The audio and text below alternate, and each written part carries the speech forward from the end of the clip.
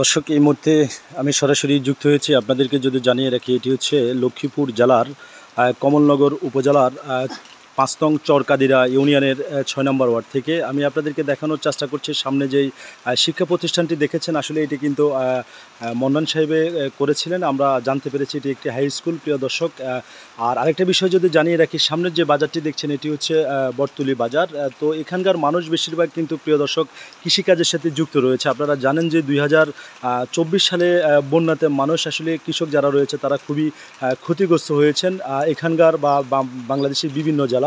তো আমি যদি আপনাদেরকে জানিয়ে রাখি, আজকে যেখানে আমি আছি এই এলাকার এই অঞ্চলের মানুষও কিন্তু কৃষিকাজের সাথে সকলেই যুক্ত রয়েছেন। আসলে বারবার তারা কিন্তু ধানের বীজ রোপণ করেছেন, কিন্তু বন্যার পানির কারণে এবং টানা বৃষ্টি হওয়ার কারণে তাদের ফসল কিন্তু বারবার মার যাচ্ছেন। আর এখানকার যারা কৃষক রয়েছেন তারা খুবই হিমশিম খাচ্ছেন এবং তাদের কিন্তু চলা বা জীবন জীবিকা নির্ভর করে কিন্তু, প্রিয় দর্শক, কৃষিকাজের উপরে। সেই কৃষিকাজ থেকে তারা কিন্তু বঞ্চিত রয়েছে। তো আমি আপনাদেরকে এই মুহূর্তে সরাসরি দেখানোর চেষ্টা করছি। আমরা এখানে কথা বলবো একজন স্থানীয় মুরব্বীর সাথে। আপনার নাম?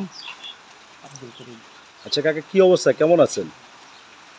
আছি বাবুরা, আমাদের তো মানে কোনো রকম মানে গান আছে, শরীর আছে, শরীর বাঁচি আছে, সব মানে অবস্থান, আমাদের তো অবস্থান কিছু না। এখানকার এই অঞ্চলের মানুষ আমরা জানতে পেরেছি বেশিরভাগ তো কৃষিকাজের সাথে যুক্ত। তো এখন এই যে বন্যার পানিতে বা যে কৃষিকাজে কি আপনারা মানে যুক্ত হতে পারছেন কিনা?